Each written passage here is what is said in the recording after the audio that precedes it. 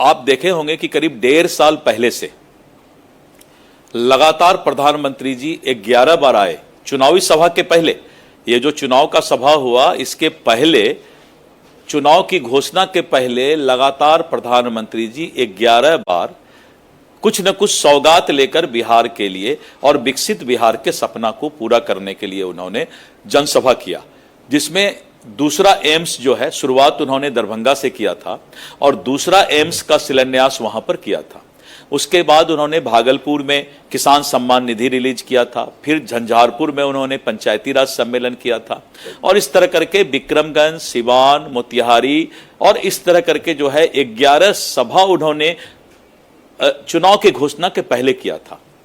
यानी बहुत ही तरीके से हम लोगों ने पांचों पार्टी एनडीए ने आपस में मिलकर और सरकार के भी काम और संगठन को भी मजबूत करना, ये दोनों काम हम लोगों ने तरीके से किया था।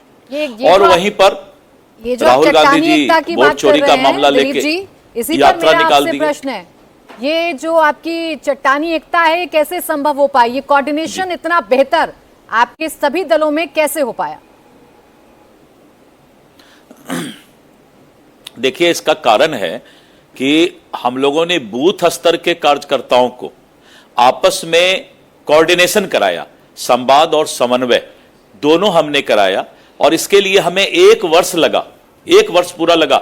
38 और 243 इतने कार्यकर्ता का सभा और सम्मेलन करना पड़ा और पांचों अध्यक्ष, हम लोग प्रदेश अध्यक्ष, यह संभव नहीं था कि सभी 38 सभा में प्रदेश अध्यक्ष वहां मौजूद रहे।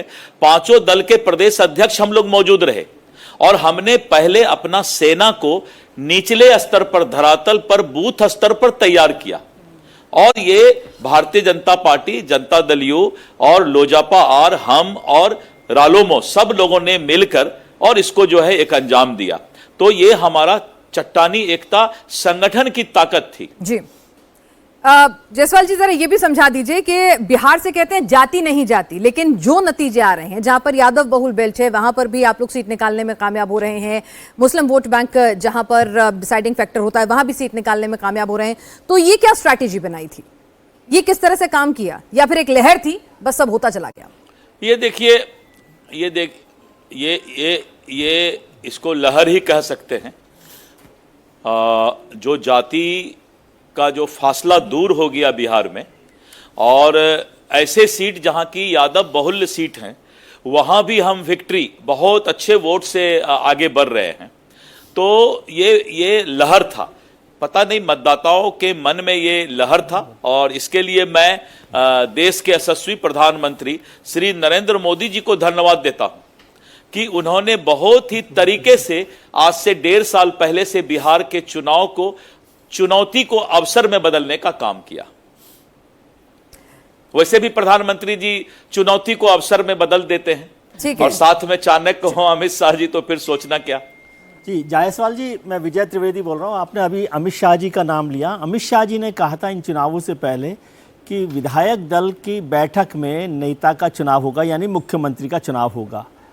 क्या ये सौभाग्य आपकी पार्टी अध्यक्ष रहते हुए ही मिलेगा कि भारतीय जनता पार्टी सबसे बड़ी पार्टी होकर अपना मुख्यमंत्री चुन पाएगी? मतलब विधायक दल को आप आदेश देंगे, चाहेंगे आप?